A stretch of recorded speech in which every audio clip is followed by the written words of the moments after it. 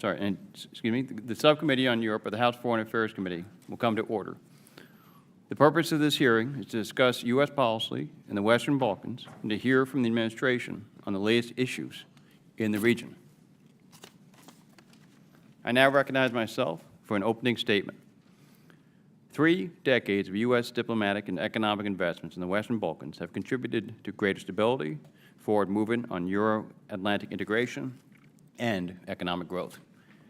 However, the Biden administration needs to fundamentally rethink its approach if it hopes to lock in the region's Western trajectory, push back against the malign influence of Russia, China, and corrupt local actors, and ensure desperately needed internal reforms are made.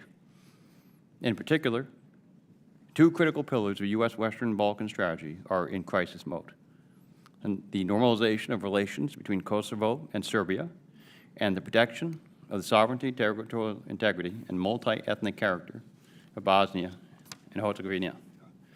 The European Union has an important role to play in the region, yet to date, EU efforts have been complicated by the need for unanimity in most of its foreign policy decision-making, the slow-moving EU accession process, and the fact that 5 of its member states do not recognize Kosovo. Therefore, it is incumbent upon the United States to take a leading role in the Western Balkans. The last administration understood the importance of a U.S. leadership in the region. This hearing provides an opportunity to ensure that the Biden administration is similarly invested and to conduct congressional oversight of its approach to pursue peace, prosperity, and stability in the region. There is no single issue holding back the Western Balkans more than the failure to normalize relations between Serbia and Kosovo.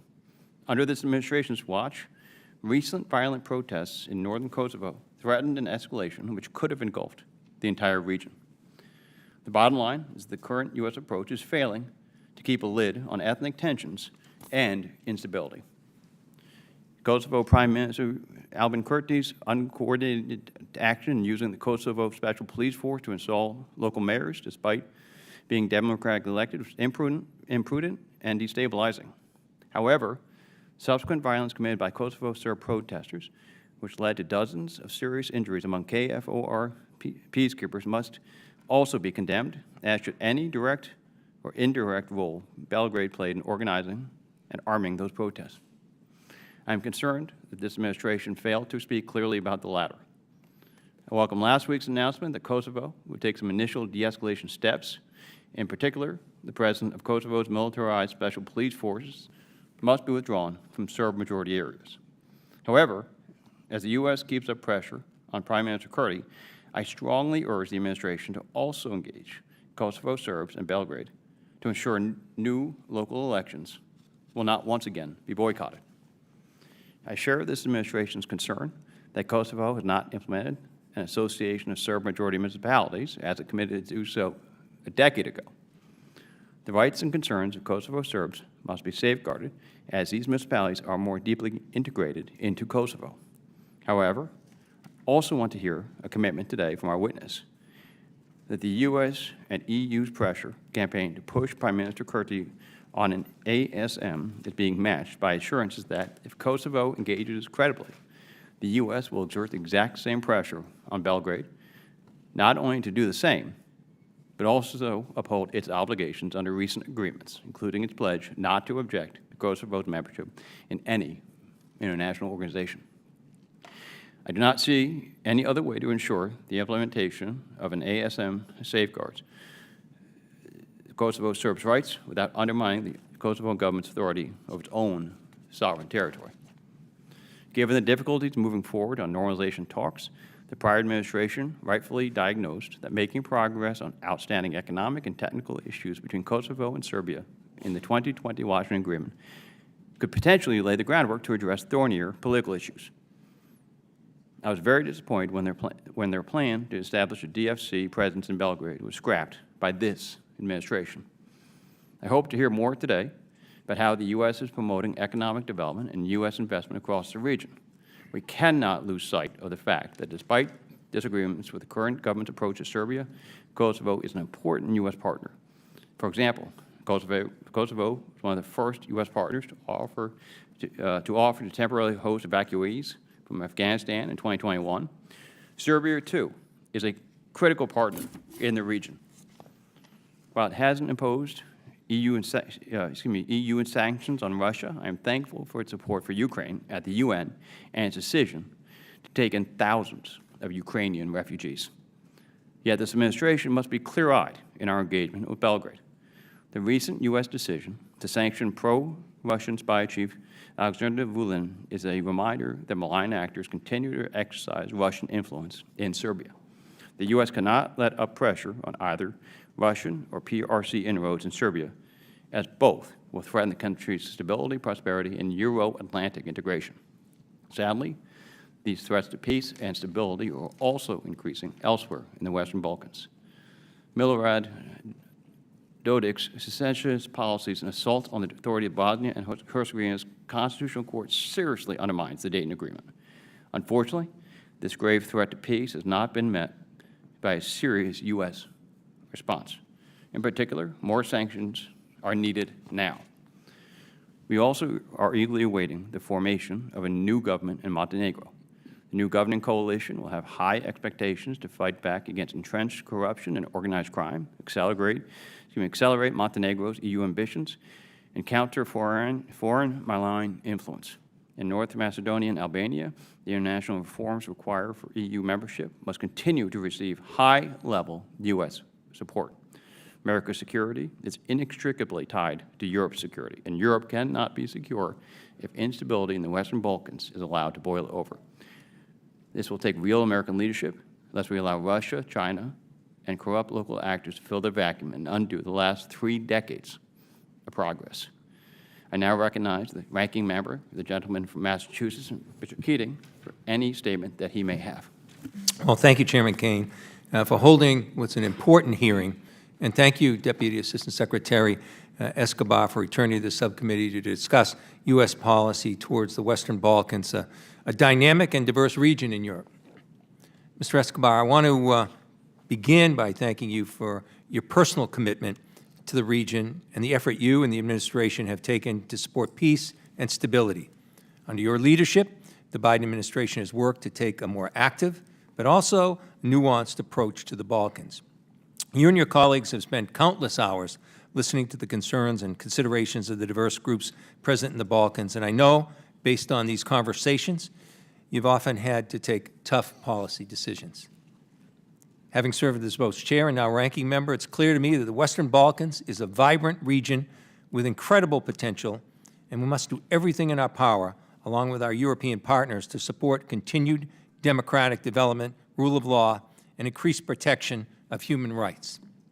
Yet recent tensions in the region underscore that the fragile peace established after the wars of 1990s remains tenuous. For example, the recent escalation in tensions between Serbia and Kosovo and violence in northern Kosovo have been extremely alarming. In response to these events, the United States and the European Union have spoken almost in unison, calling both Kosovo and Serbia to return to the negotiating table and take specific, concrete steps to de-escalate tensions and to avoid actions or rhetoric that would be construed as escalatory.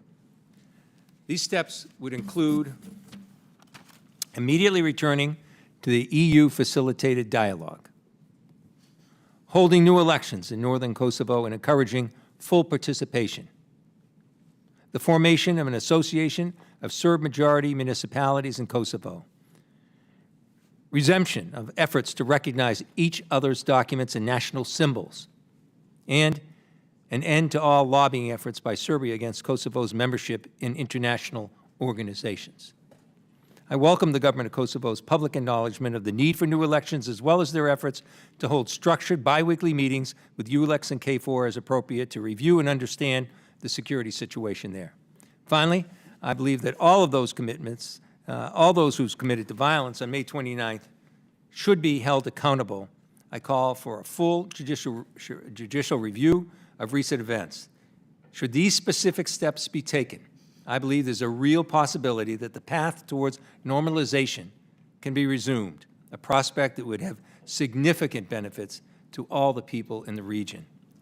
On Bosnia, I welcome the EU's decision to grant candidate status in December 22, pending a significant acceleration in domestic reforms. Adopting these reforms is likely to be difficult given the current political dynamics in Bosnia, however. I would urge the administration to extend full support for the reform process while encouraging Bosnia's leaders to prioritize these reforms. Bosnia still has not adopted reforms to implement several key European Court of Human Rights rulings, some of which have been found that parts of Bosnia's constitution violates the European Convention on Human Rights. Further, I continue to be concerned by the violent, escalatory rhetoric and secessionist threats from Republika Srpska leader Milorad Dodik. Despite efforts by the Biden administration to sanction individuals actively working to undermine the Dayton Accords, realities on the ground threaten stability in Bosnia and make it susceptible to foreign malign influence. In Montenegro, I'm pleased with the outcome of recent elections and encourage the State Department to continue to support those politicians actively working to achieve EU integration for Montenegro. Taking a step back on a few broader topics, I continue to be encouraged by the progress towards greater economic integration in the region, such as the Berlin process. To that end, EU accession remains a necessity for the region, and I commend the decisions that have allowed North Macedonia and Albania to move forward with their accession process. EU membership for North Macedonia and Albania will be an added strength to our transatlantic alliance at large, and I encourage those EU states who remain in opposition to recognize these reforms and compromises in North Macedonia and Albania to make sure they recognize the actions they have taken and move the process forward. They deserve ascension. Finally, I believe we must also recognize the immense strain Russia's war of aggression in Ukraine has caused on the economies and societies in the Western Balkans. Russia's actions have resulted in increased inflation and endangered energy and security interests. And Russian malign influence has sought to exploit corruption and societal divisions in the region. Recognizing these realities, we must redouble our efforts to engage with countries of the Western Balkans, continue to encourage robust foreign direct investment from the U.S. and EU, and further strengthen our bilateral and multilateral partnerships. The time for an active U.S. engagement in the Balkans is now. I'm glad to see this administration taking concrete steps to support the de-escalation and recent tensions while prioritizing Euro-Atlantic integration. I look forward to hearing your testimony today, and I yield back. Thank you, Ranking Member Keating.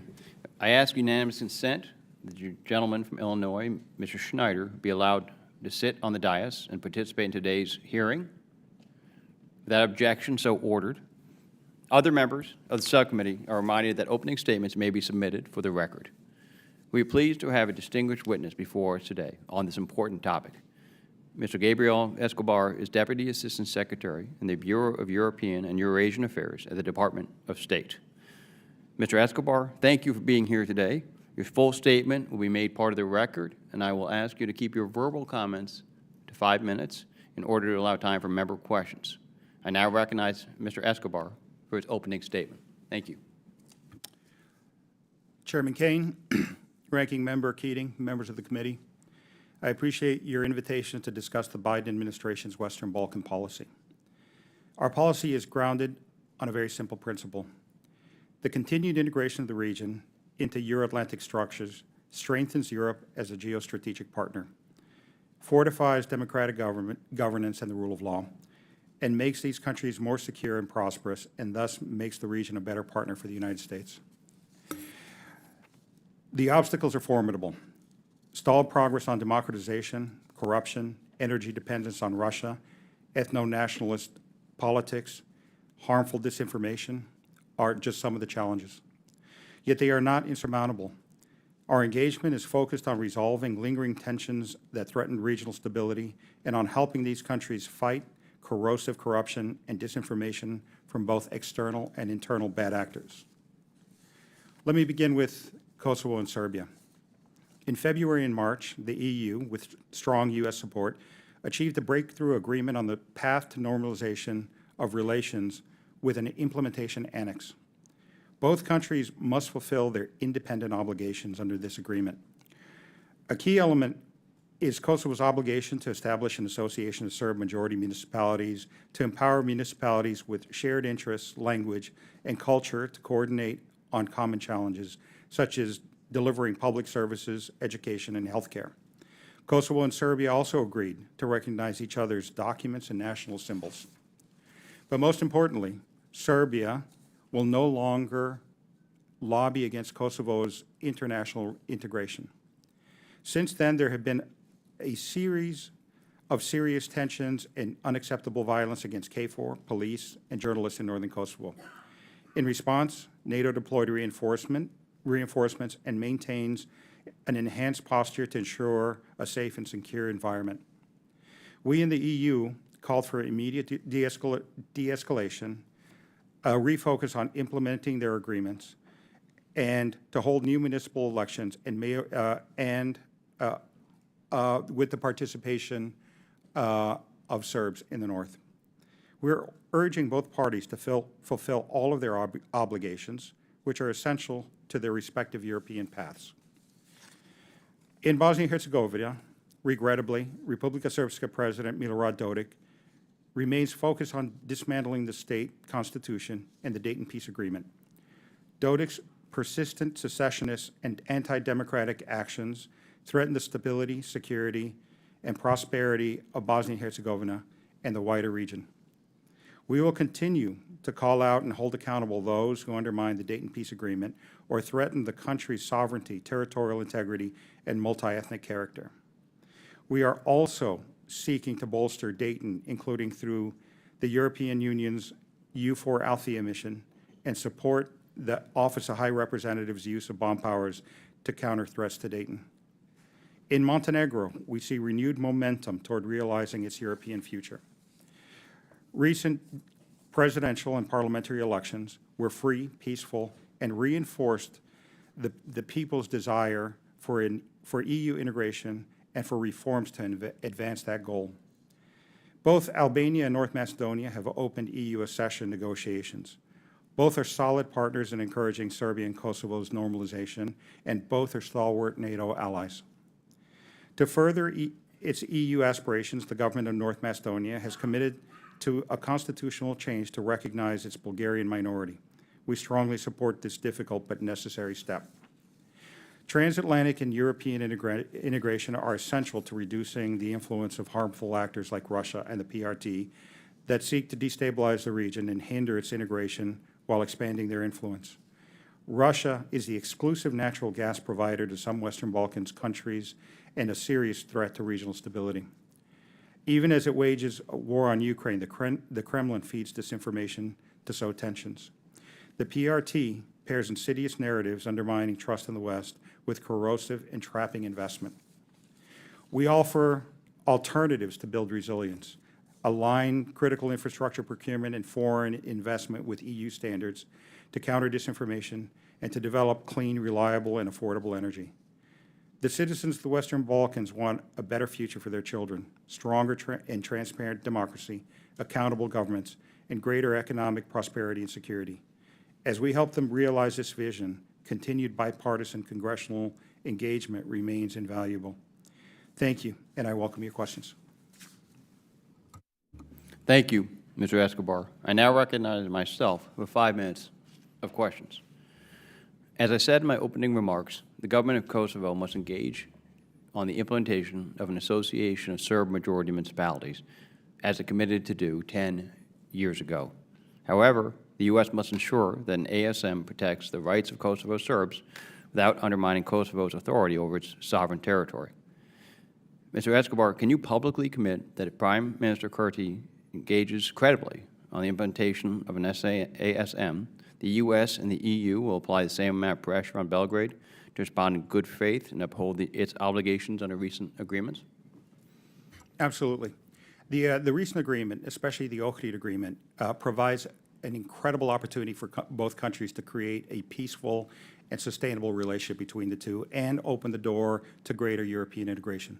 The agreement requires Serbia to recognize Kosovo's sovereignty and territorial integrity, to recognize its national symbols, flags, government documents, diplomas, passports, license plates, ID cards, and to refrain from blocking Kosovo's integration into any international organization.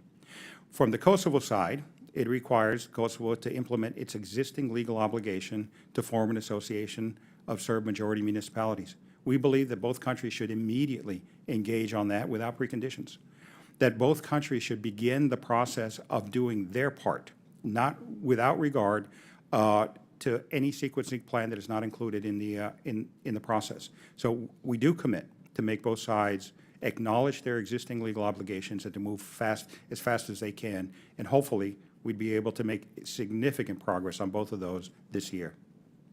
Thank you. I am very concerned about the recent violence in northern Kosovo.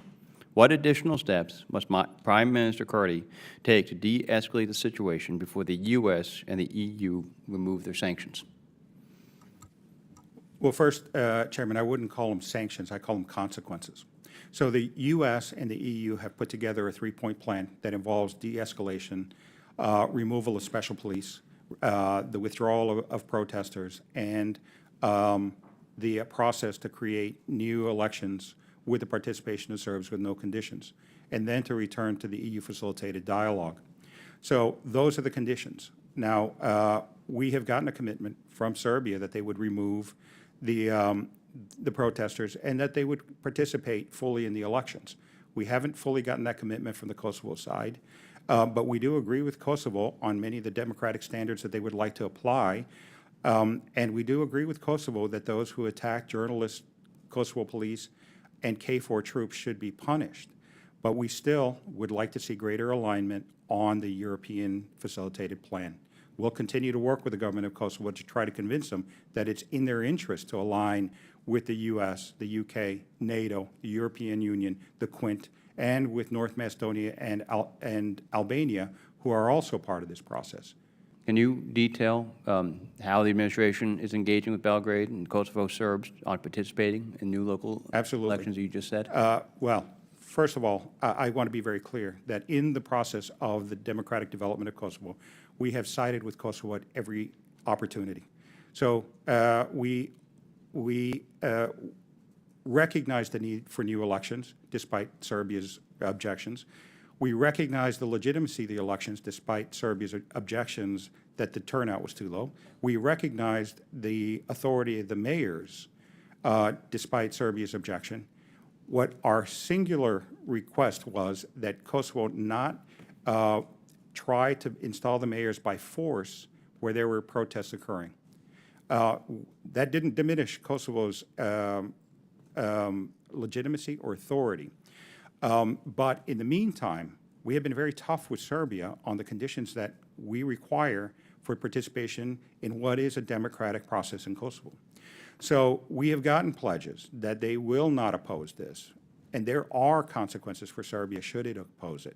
So we'll continue to work with the European Union to ensure that the three-point plan does get implemented. Okay. There have recently been numerous high-profile corruption scandals in Montenegro. These include allegations that a crypto fugitive gave funds to a political campaign in exchange for favors, as well as reports of close ties between police, former government officials, and organized crime bosses revealed by Velice Sky ECC messaging app communications. How is the U.S. helping Montenegro combat corruption and organized crime, and has corruption in Montenegro increased its vulnerability to Russian and PRC malign influence? Well, I would start by saying that corruption is a problem throughout the region. I am pleased to hear that and see in my discussions with the new Montenegrin leadership that they are committed to the fight against corruption, their EU path, which includes making significant reforms on rule of law, and their NATO path. It is true that he remains a vulnerable NATO ally, but I do think that there is overwhelming public support for fighting corruption, for being an important member of NATO, and for pursuing their European Union integration. So we will continue to finance some of the reforms. We'll continue to use our assistance money to strengthen the capacity of the police, including to investigate crypto and other complex crimes. And we continue to look at Montenegro's development as important for the rest of the region as well. Thank you. I now recognize Ranking Member Keating for any questions he may have. Thank you, Mr. Chairman. Now, we've discussed the significance of this region in many respects, but how has China used the Belt and Road Initiative to influence the Western Balkans. How do they leverage their loan dependencies and debt traps for influence in that region? Absolutely. As I said in my opening statement, China rarely exerts positive influence in the region. It provides deceptively attractive infrastructure support, mostly through non-transparent means of financing. It refuses to align on economic and social impact studies. And once it does use this debt to extract political concessions, including non-concurrence in international bodies on criticizing the activities of the PRC. So there is always a political cost to this deceptively attractive economic investment. What we have said repeatedly is that the reforms that the European Union is requesting as they join the common economic market makes things more transparent. And with that transparency, I believe that American firms can outcompete Chinese firms any day of the week. And I was going to ask how independently or together the U.S. and the EU can counter that kind of influence. And obviously, the movement towards EU accession is one that, with rule of law issues, stability will be enticing. But could you comment a little bit more on the appetite for private investment in that area?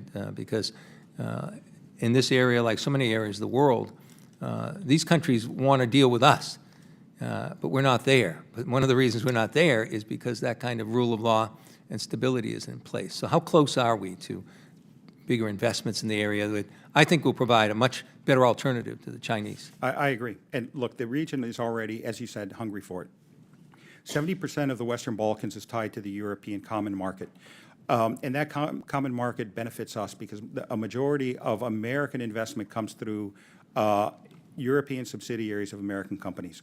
So as they align closer in a regulatory and legislative manner to the European common market, it really does facilitate foreign direct investment. Prior to the COVID crisis and the current economic crisis, the Western Balkans was the fastest growing part of Europe with enormous opportunities for energy, shipping, transportation, IT, and a host of other sectors. So we plan to be present and plan to encourage those countries to make the reforms necessary and the transparency measures necessary to attract greater Western investment. The greater influence you mentioned from Russia is through the energy sector. An instance of U.S. involvement has been the Millennium Challenge and with Kosovo and the investments there that are going to be spawned from that in alternative energies and renewable energies, battery storage and other issues. What can we do? And how has the Ukraine war changed things in terms of the energy dependence in this region as it has through other parts of Europe?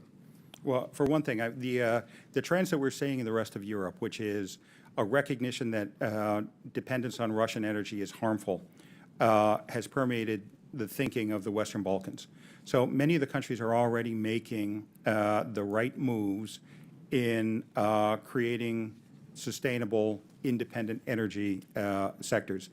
I would say that a star in this field is Albania, which will be an exporter of energy to the region very soon. So I look forward to working with the region and working with European partners, including Greece and others, to deepen the energy independence of the region. I think this is the concrete type of approach that's the best way to counter what people like Milorad Dodik are doing with his rhetoric. Rhetoric's one thing, but action is another. So do you think this is the best way to approach a person that's been twice designated for his? I definitely do. And it is true. Look, Russia's influence comes through manifests itself in two ways. One is through disinformation, which is a cheap political tool. But the other is through energy. They have nothing else. Russia provides no bilateral trade, no assistance, no capacity building, and no support for democratic reforms. It simply traps them into energy dependence. So the quicker that we can help the region reduce its dependence, either through LNG or through renewables, the faster we will be able to counter Russian influence in the region. Yeah, Russia has lost more than the war in Ukraine in its influence in this region around the world. I yield back. Thank you, Mr. Keating. I now recognize Ms. Wagner from Missouri. I thank the chairman for organizing this very timely and important hearing. And Deputy Assistant Secretary Escobar, I appreciate your service and your time here today. When you last appeared before this committee over about a year and a half ago, we discussed the serious crisis facing Bosnia and Herzegovina. Today, the country is experiencing no less than an assault on its constitution and democratic institutions. Reckless secessionists like Milorad Dodik, president of Bosnia's Republika Srpska entity, and his Russian backers are counting on the United States to stand by while they undermine the region's peace and stability. As guarantor, we are the guarantor in the U.S. of the Dayton Peace Agreement that ended the horrific Bosnian War. The United States must prioritize deterring these destabilizing, destructive, and anti-democratic actors. This morning, alongside Representative Wild, Chairman Kean, and Chairman Turner, I reintroduced the Upholding the Dayton Peace Agreement Through Sanctions Act. My bipartisan bill would codify key sanctions authorities to send an unmistakable message to any actor that threatens the peace, the security, stability, or territorial integrity of Bosnia. If such destabilizing behavior is not ceased, he or she will be sanctioned, period. Peace in Bosnia came at a very steep price, and those who would threaten that hard-won peace must be held to account. Deputy Assistant Secretary Escobar, Dodik's unilateral removal of Republika Srpska from the jurisdiction of the Constitutional Court, I think just a couple days ago, of Bosnia, is a serious, serious escalation in his campaign against Bosnian sovereignty. He has also threatened to hold a referendum on independence by the end of the year. This would be taking a sledgehammer to the foundations of peace in the Western Balkans. How is the State Department seeking to prevent this, and how can we bring a stop to Dodik's constant assaults on the Dayton Agreement? Well, Congresswoman, I want to start by saying I agree with absolutely every word that you've said, that his assaults on Dayton and on the constitutional order of Bosnia and Herzegovina represent not just a threat for the country, but a threat for the region. Yes. The United States is committed to the territorial integrity, the sovereignty, and multi-ethnic character of Bosnia and Herzegovina. And so it is our intent to use absolutely every tool that we have to prevent that from happening and to hold those that would damage the country accountable. So that includes a stronger peacekeeping force under the EUFOR Althea mission. Okay.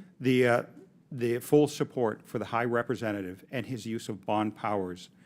And we are coordinating with the European Union, with the EBRD, IMF, and other international actors to withhold money from those who would damage the country.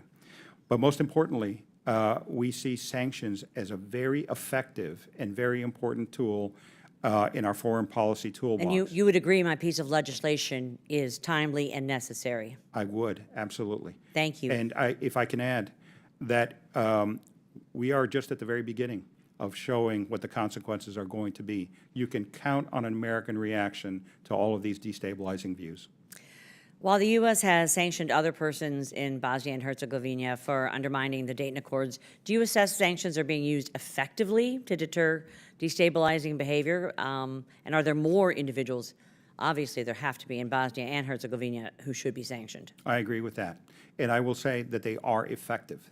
They have been, there are two metrics that I can tell you that are effective. One is that in private conversations, the one thing that officials from Republika Srpska ask us is please no more sanctions. Well, I don't know what the delay is, but the time is running out, sir. It really is. The U.S. and U.K. sanctioned Dodik last year, but the EU has yet to do so.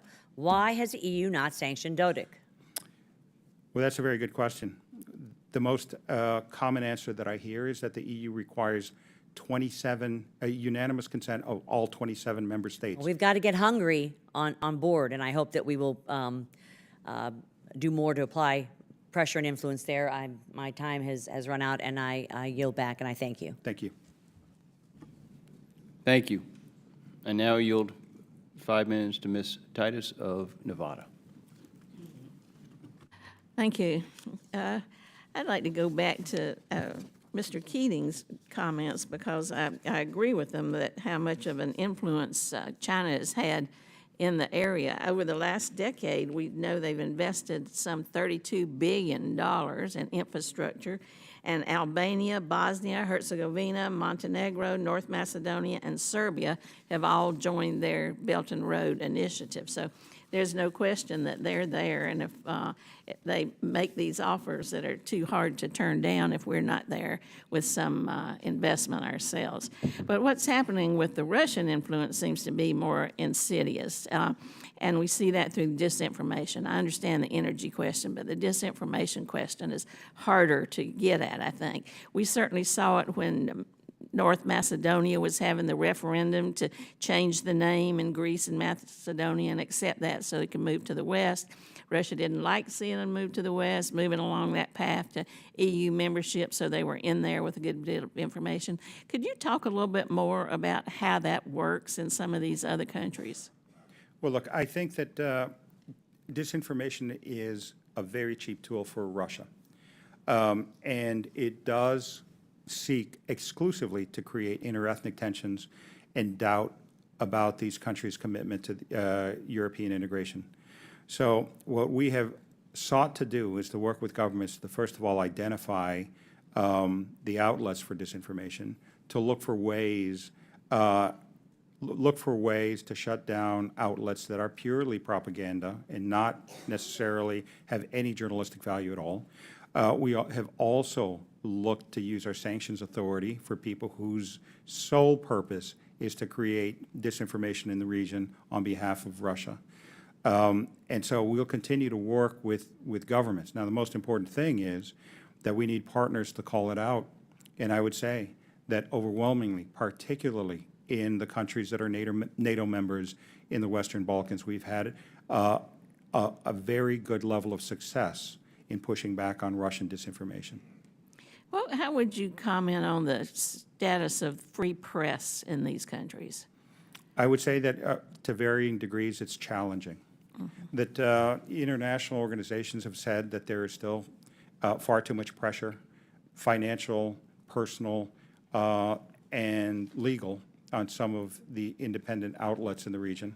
I would say the protection of journalists in the region lags far behind the rest of Europe. And part of the requirements for European accession is about free press, is about protection of not just independent journalism, but civil society as well. And we stand side by side with our European partners to hold governments to account on that. I serve on the HDP, House Democracy Partnership, and we have exchanges with a number of these countries. And of course, the problem of corruption and rule of law, those are certainly some of the barriers standing in the way to moving along this path to accession. But one of the problems is every time we go to visit, it's a whole new group of people. And you don't have established parties, you often have associations of personality.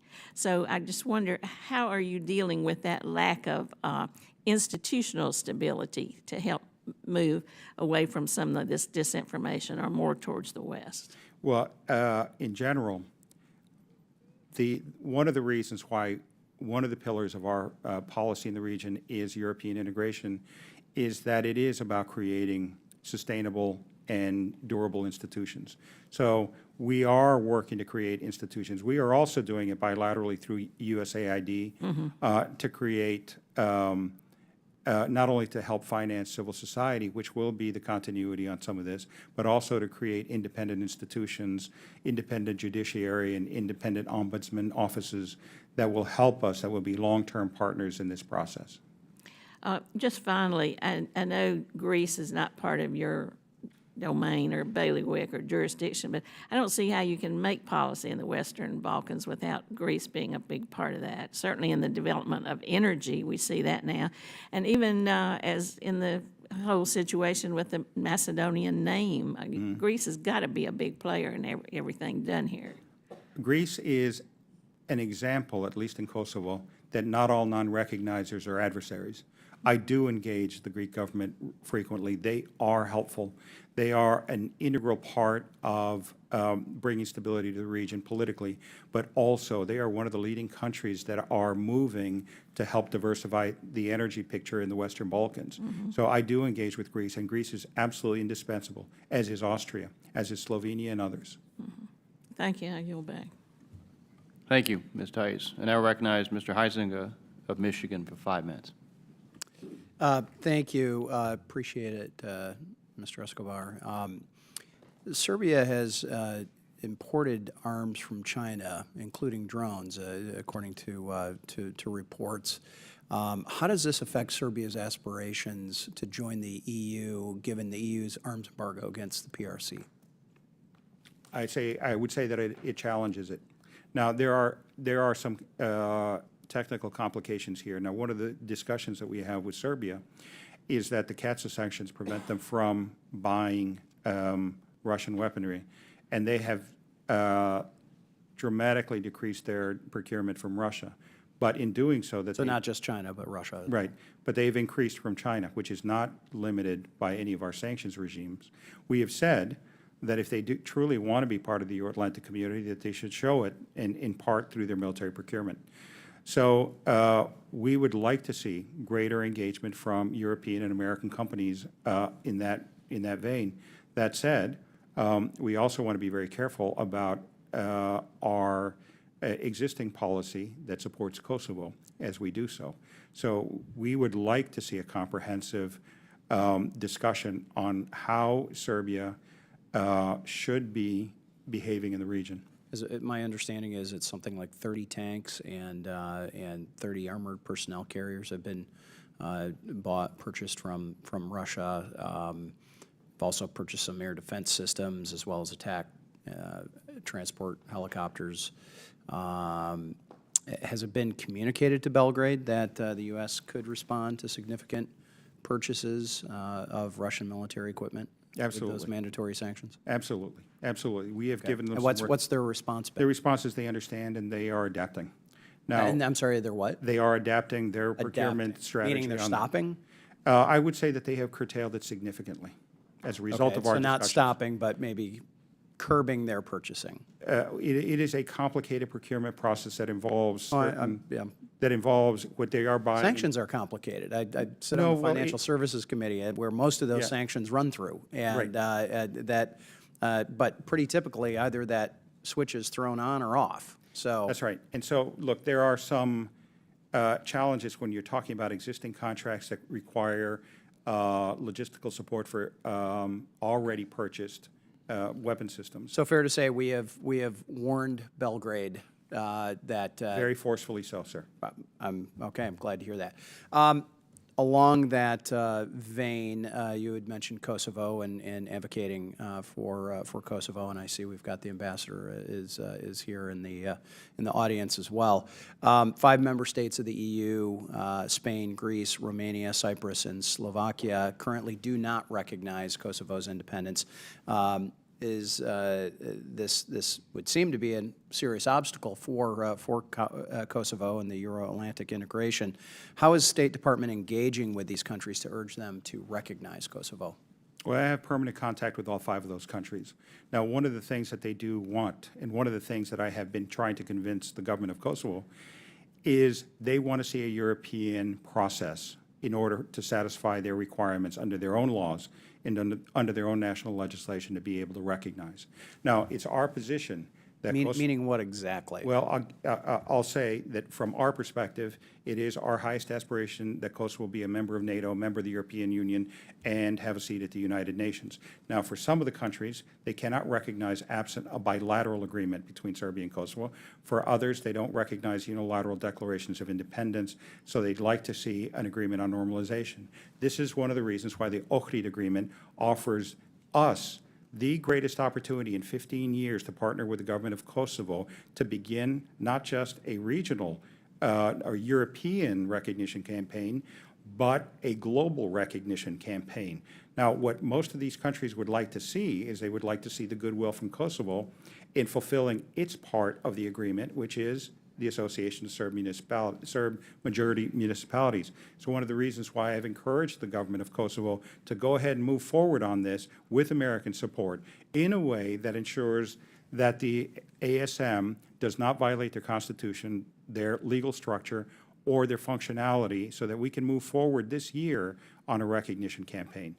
To date, I have not gotten that alignment from the government of Kosovo. All right. My last remaining few seconds here. Is the Biden administration planning to continue to use sanctions to address Russian influence networks in Siberia as well as across that Western Baltic region? Yes. Okay. And maybe we'll follow up with a how. I wish I had more time for the how. That is actually the important part. So with that, I yield back, Mr. Chairman. Thank you, Mr. Heisinger. I now recognize Mr. Costa of California for 5 minutes. Thank you, Mr. Chairman. I think this is an important hearing, and let me follow up with my colleague's last question and ask you the how. Well, will say that on sanctions on Russia, we're constantly looking for ways to limit Russia's malign influence everywhere we see it, including the Arctic region, including the Baltics, including the Balkans. And so the sanctions part is a really important part of it. The energy diversity part is very important. I have to say that in the past year and a half, since the beginning of the unprovoked aggression by Russia on Ukraine, we have seen a tremendous convergence with our European partners on the need to limit Russia's ability to do harm in this world. No, and that's true, but as noted before, sanctions can be effective or complicated, and of course, notwithstanding probably the most severe sanctions that Russia's ever felt, they still are able to find workarounds, and therefore we must constantly be on it. We need our European allies, obviously, at the same time to ensure, the amount of fuel, of energy that Russia is still managing to sell is financing their war and continuing to get their economy, maintain their economy in ways that we had hoped it would not be. You talked more on the issue in Kosovo and Serbia and the trajectory on your comprehensive normalization efforts, and you have these conditions that have been stated, and that was back in March, I guess, of 23, and the acceptance of the implementation annex, and both the EU and we view these as being legally binding, as I understand it. So when you look at the 5 bullets, the parties agreed to establish good neighbor relations. The parties agreed to mutually recognize respective national symbols and documents. Serbia will not object to Kosovo's membership in any international organizations, and to work toward implementing the ASM and the agreement. Where are we on these 5 bullets? Because I think we're now in July, and what do you see the prospects of successful implementation and agreement before the end of the year?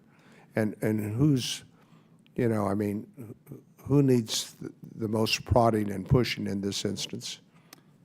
Well, I would say I don't see a lot of goodwill on either side to implement that agreement. We have tried repeatedly on both sides to make movement, and in the meantime, what we've seen is a series of escalating tensions in the region. And finger pointing. And finger pointing. So our position is that the agreement was immediately implementable upon agreement. And so each side had to map out a way in which they were going to do their part. So for Serbia, It'll require entering into legislation the recognition of Kosovo's national symbols and all of the other elements that I talked about before. And for the Kosovo side, it was the immediate work on the draft statute of the association of Serb majority municipalities. To date, we've seen neither party move forward on that. And so are these negotiations continuing with both ourselves and the EU sitting down with both these parties across the table to create some level of momentum? Yes. Unfortunately, over the last 60 days, what we've had to focus our attention on is preventing the violence in the north from spreading even further and from destabilizing the region. But that was the point of the EU three-point plan on de-escalation, which we support. Well, and Serbia's, or Russia's influence in Serbia obviously isn't helping. It is not helping, but I will tell you that in much of this, it's not so much a bilateral issue as a failure of ethnic reconciliation inside of the country as well. So Well, the ethnic recognition goes back it goes back a long hundreds of years. I mean, I would say not as far, but in much of it is regional, because if that were the case, the entire region would be embroiled in ethnic rivalry. And I'll say that right now we have a two-track Balkans. We have those that are NATO members that are actively contributing to regional stability, and not surprisingly, those are the ones that have. before my time, is what are the efforts in the Western Balkans taken to respond to the rising white nationalism and anti-Semitism across Europe? We are working very hard. We call it out wherever we see it. We have a part of the reform process is the protection of minorities, and it is the fight against harmful and fascist rhetoric as well. All right, my time's expired, but to be continued. Thank you. Thank you, Mr. Costa. I now recognize the Vice Chair of the committee, Mr. Self, from Texas. Thank you, Mr. Chairman. My history, I traveled extensively through Bosnia-Herzegovina when I was in NATO, built the forces to go there, the combined forces, international forces, and the force to go to Kosovo. I've actually been in Belgrade to see the bomb damage that we inflicted with a Tomahawk into the MOD building, which they kept for whatever reason. I hear some internal disconsonance in your testimony in this discussion. You said we have sided with Kosovo at every turn. I think you since have backtracked on that to a more balanced approach, but I don't think there is any doubt that Vučić incited the boycott of the Kosovo elections. There can be no doubt of that. What I'm less certain of is that Serbia delayed their own elections based on the Kosovo elections. I want to point out to people, and I hopefully will get to a question. This is not Ukraine, which is on the edge of NATO. This is Serbia and Russia surrounded by NATO nations. This is potentially more dangerous than Ukraine to NATO should this violence spread. I'm pretty I'm uncertain as to why we don't have sanctions on Serbia now, because they have imported heavy weapons from Russia since 2017, which should have led to sanctions under something called the Countering America's Adversaries Through Sanctions Act in 2017. We'll stop there and ask you why not. Well, I'll tell you that on the sanctions question, it is not my office that deals with the sanctions question, but I do understand the process. The CATS sanctions are not merely about purchasing Russian weapons. If that were the case, we might have a problem with India, Turkey, and others. And so really it is about the level of purchase and the technological capability of the purchases. That is why we have continually had this discussion with Serbia about the risk that they are taking from. Well, let me ask you that. Let's follow up on that point. Yeah. Do you have discretion on sanctions? Would those sanctions not help with what you are trying to achieve, where implementation of the agreement? Where we have the greatest leverage or the greatest flexibility is on Western Balkan sanctions, to sanction those who undermine regional stability. And we have used those liberally, and for corruption. And we have used those extensively as well. CATSA is a different issue because it is a different office. And it is really a question of sanctions that are aligned with our Russia policy, which I don't deal with. Okay. But I'm happy to take that question back. Very good. In the interest of time, I was kind of surprised to see that Elliot Engel, a colleague from across the aisle who used to chair this committee, just wrote a piece on Serbia and Russia, and he reached the conclusion. Now, remember, he is a colleague from across the aisle who used to chair this committee that reached the conclusion that the Biden administration is appeasing Serbia. Any comments on you as a Biden administration official? I would say that's factually wrong. So in the last 60 days, everything that we have done has prejudiced Serbia. We were in favor of visa liberalization for Kosovo, Council of Europe membership for Kosovo. We were in favor of supporting their elections over Serbia's objections. We recognize the results of the elections, even with a 3% turnout, over the objections of Serbia. We recognize the authority of the mayors over the objections of Serbia. We have sanctioned their intel chief. So there's... But you're also supporting new elections. And in a previous hearing, I made the point that when we have a low turnout in the U.S., which we often do, we don't ask for new elections. And yet you have joined the EU in calling for new elections, have you not? We have. In fact, the government of Kosovo itself has said that these elections are not a key to stability. Because So is that not an indication that Kosovo is willing to work with Serbia? that is. No, we'd like to move forward on that part as well. So we have a commitment from both sides. We have a commitment from Kosovo that they would welcome new elections. They see that having ethnic Albanian mayors in predominantly Serb municipalities, with, in some cases, some of the municipal members had only a single vote, their own. That is not a recipe for stability. So I understand. we're working with both sides. My time is up, so I just ask you, do not let this Russian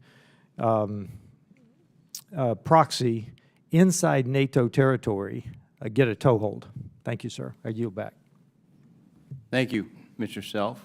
I now recognize Mr. Moran for 5 minutes. Secretary Escobar, thank you for your time today. I want to talk to you a little bit about Montenegro.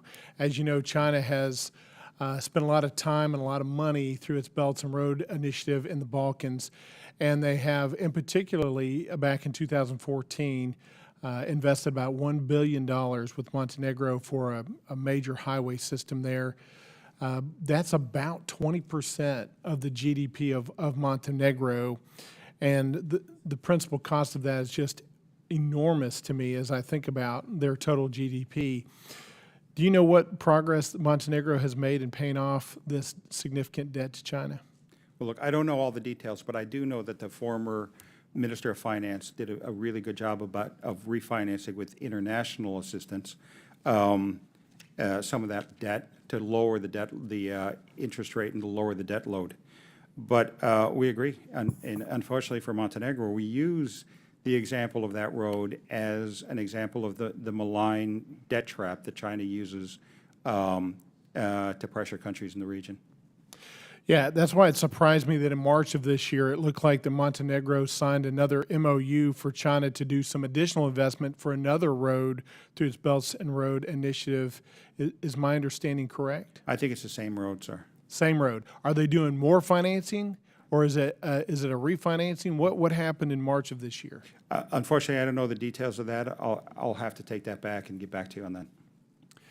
When you say that the international community stepped in and it helped with some of the terms of the financing, is China still the principal creditor behind the financing? Oh, no, I didn't say that we stepped in. I said that. No, I said the international community. You said, you Right. mentioned that somebody in the international. That's right, the international community. I believe it was through international lenders, but that was not through the U.S. government. But is China still the principal creditor, or has somebody else stepped in the middle of that as the new creditor?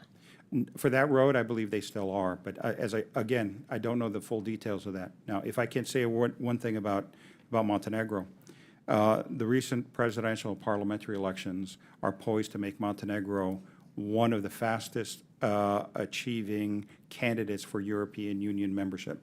So I'm very confident that the new leadership of Montenegro is taking it in the right direction, and that they are very clear about how they see Chinese investment.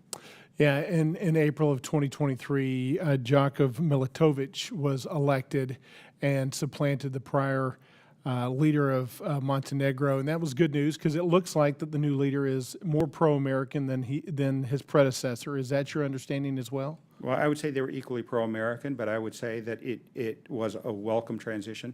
The previous president had been in power for over 30 years, nonstop. So this democratic transition is exactly what we're looking for from from aspirant countries in the region. So I hold out a lot of hope for the future of Montenegro. Do you know why the country of Montenegro sought out this financing originally in 2014 and continues to look towards China for assistance in its infrastructure? Is it because it has no other place to go? Is the U.S. stepping in to try to assist? Give me the sense of why they're going that direction. I would say that it is consistent with a lot of the patterns that we've seen in the Western Balkans, which is deceptively cheap infrastructure projects that come with built-in financing. I believe that the United States and Europe has to figure out the financing piece. And that'll be important for small countries like Montenegro and others in the region. Yeah, I absolutely agree with that. So tell me, what are your thoughts specifically on how we do that? How do we get ourselves between China and these smaller countries that are seeking infrastructure investment? Well, we see DFC as an important part of that, and we'd like to see a more active presence of DFC in the region. Does DFC allow us to invest in countries for national strategic purposes in addition to qualification on economic bases? I can't speak on behalf of another agency, but I do certainly hope, and I do believe that they have the same strategic vision and aspiration that we do. All right. I'll use the remainder of my time just to reinforce that I think it's imperative for us to do, as you have mentioned, get between China and some of these smaller countries across the world, including the Balkans, and to make sure that we are not allowing them to become financially captive to China so that they are no longer influenced by China for their foreign policy, their economic policy, and frankly, their military policy. Appreciate your time. I yield back. Thank you. Thank you, Mr. Moran. I now recognize Mr. Issa from California for 5 minutes. Thank you. With no disrespect to our witness, it should be noted that this is an unusual situation in which we are hearing from the administration, but we're not hearing from the parties, who I believe would be able to give us a lot more insight into some of the instability in the regions and the causes. And this is particularly true in northern provinces of Kosovo. Albeit a small population, it's still a population needs to be resolved, and I'll ask about that later. My first question is, the Prime Minister's unilateralism is well documented and is a major obstacle to progress. What and how should we be dealing with, quite frankly, a head of state who is not part of the solution? Well, I would say, to begin with, we have made our requests very public and very clear. The European Union, for its part, has imposed consequences, and we have as well. We withdrew Kosovo from a major international military exercise as a result of the unilateralism. And we continue to look for ways to partner with what is one of our closest allies in the region. I do have to say that we are concerned about the lack of alignment that Kosovo has, not with the United States, but with the entire transatlantic community. So that includes the UK, the European Union, NATO, the Quint, and its neighbors, Albania and North Macedonia. So we are looking actively for ways that we can convince the government to see the United States, again, as its primary partner in the region, and that alignment with the United States only benefits Kosovo, doesn't detract from its aspirations. And following up on United States being primary historically, it certainly is fair to say that in many ways the United States is taking a backseat to the European Union on many of these issues. Can you describe what the benefits are of a lesser involvement, lesser engagement, and letting the European Union have, if you will, the front seat? Well, first of all, I respectfully disagree that we've taken I thought you would. a backseat. But, you know, it's important that the European process be the face of our transatlantic engagement. The challenge for Kosovo to be a part of NATO and a part of the European Union is it runs through 5 non-recognizers. So we need a European path that the European non-recognizers understand and accept as the basis for their foreign policy decisions. However, we are very, very firmly in support of that process. We bring the two parties together. We support every outcome financially, politically, and through capacity building, and we'll continue to do so. And in the meantime, we are one of the primary guarantors of a safe and secure environment in Kosovo through our contributions to the NATO peacekeeping force in Kosovo. So we are very involved and very engaged in this process. Following up on very involved and very engaged, and recognizing that I'm not asking for unreasonable risk, but State Department, by definition, takes risk in every place they go, particularly in areas of conflict. It is my understanding that we have not had U.S. Diplomats in North Kosovo to meet with the parties there in, if you will, any reasonable time in the last year. Can you explain how the meeting elsewhere is the equivalent of going to the region and meeting there? Well, again, I respectfully disagree. I personally travel to Mitrovica almost every time I go. I talked. When was the last time you were in North Kosovo? The last time I was in North Kosovo was in the fall of last year. Now, since then, I've been with leaders of Kosovo, including Serb leaders in other parts of Kosovo and other parts of the region. I speak to the leader of Srpska Lista on a regular basis. And as we speak, we have a group of Kosovo Serb civil society leaders here in town, and they are having contacts with people on the Hill as well. So we have significant contact with Kosovo Serbs. Lastly, I just want to slip in one last question, if you don't mind. Do you believe that there is a constitutional way to resolve this multi-ethnic problem in a way that keeps a united Kosovo? Absolutely, absolutely. I think that the association would do that. On one hand, it would allow Serbs to exercise their rights of self-governance, as was envisioned under the Ahtisaari Plan, as is required by the Brussels Agreement, the Ohrid Agreement, and the European Council conclusions, but also takes into account the fact that these people are also dual citizens. So there are European models that we can implement if we have the goodwill of the parties. Thank you. Thank you, Mr. Chairman. I yield back. Thank you, Mr. Issa. I now yield to Mr. Lawler for 5 minutes of New York. Thank you, Mr. Chairman. It's been over a decade since the 2013 Brussels Agreement, and progress between Serbia and Kosovo on normalizing relations is clearly stalled. Is it time to reopen this agreement and think anew? No, I would say no. I think it's a good agreement. It's a valid agreement, and it is the basis for the Ohrid Agreement, which creates real possibilities for both countries to integrate closer to the European Union and to create a peaceful and sustainable relationship between the two. What we need from both sides is to rise above the politics of ethnic rivalry, populism, and ethno-nationalism, and look at the real opportunities of joining a union where they'll be forced to live not just with people of their own ethnicity, but people of all ethnicities in the European Union. So that's what we need, is we need some political courage on both sides. I'm certainly sympathetic to Pristina's concerns that the Association for Serb Majority Municipalities could be manipulated by Belgrade as a lever of influence.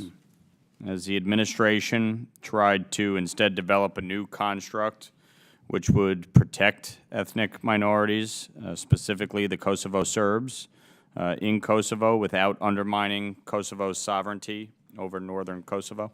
That is our stated policy. In fact, the Secretary's counselor, Derek Chalet, and I published an op-ed in Kosovo outlining that any such association should not undermine Kosovo's constitutional authority, its legal structure, or its functionality, that it really would be about delivering, effectively delivering services, municipal services in Serbian language to a population that speaks Serbian. That's really what it is, and nothing more. So we have been, we had offered, in fact, Albania has offered to help draft that statute.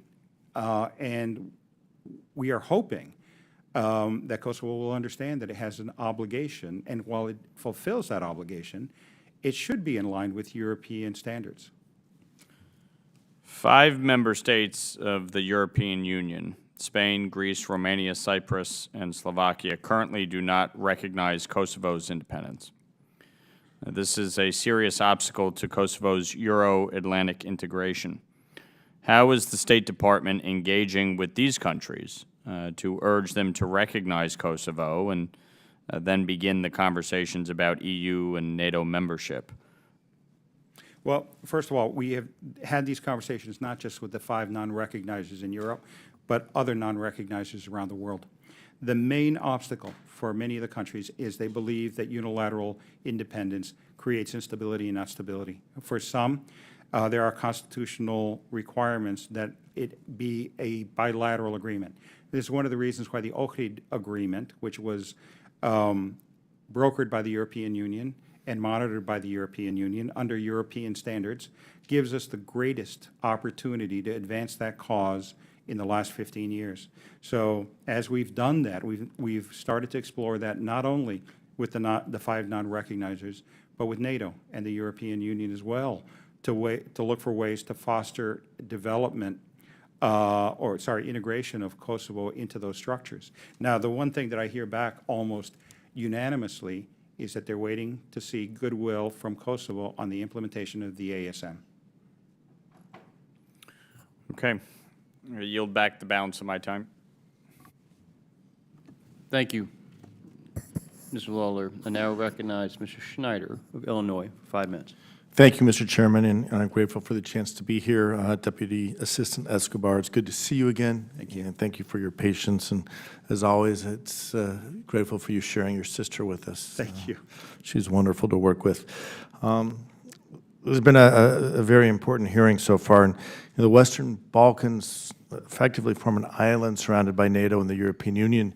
And our role has to be to work with our European allies to facilitate a future in which all the nations, religions, and ethnicities of the Western Balkans can live side by side in peace and prosperity.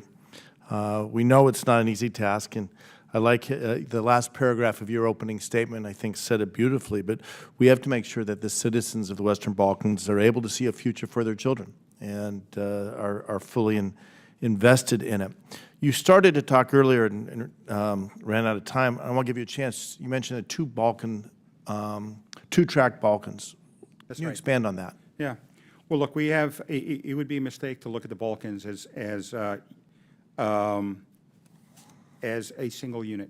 What we have is we have 3 countries in the Western Balkans who have advanced their European candidacy the fastest, who are not coincidentally members of NATO.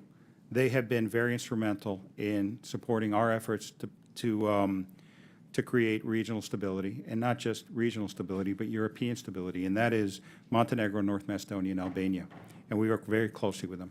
North Macedonia in particular was extremely helpful in helping us reach the Ohrid Agreement.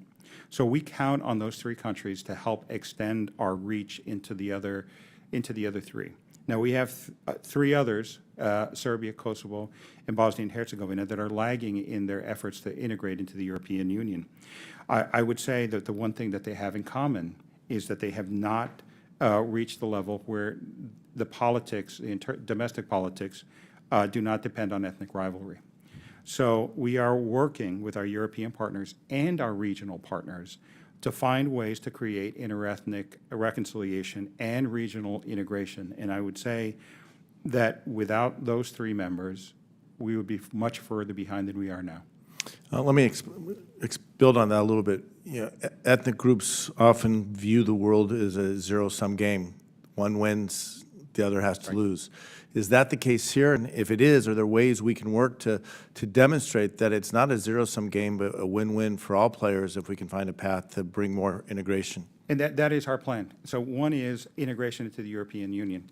So it will be a benefit for the region. It'll be a benefit for Europe, because these countries do have enormous potential economically and socially and culturally. And that includes economic integration among the region. And so we have been supported by the three NATO countries in the Western Balkans in our efforts to promote regional economic integration, which transcends the ethnic difficulties of the region. Great. And the other thing, the last question I'll have given the time, but you mentioned that integration is essential to reducing the influence of harmful actors. We've talked a lot about the Russians, about the PRC. You also mentioned corrupt local actors. Rather than focusing on them, I'd like to ask you, are there existing or up-and-coming benevolent or strong actors that we should be working to build relationships with, looking to reinforce and strengthen their position? Well, yes. I mean, throughout the region, we do have very solid partners who believe in European integration and NATO engagement and the fight against corruption. And I would say that one of the bright spots of the Montenegrin parliamentary and presidential elections is that overwhelmingly the winners were the ones who were focused on those three aspects of their policy. Great. And with a few seconds left, I know in 2020, Albania hosted the Balkans Forum Against Anti-Semitism.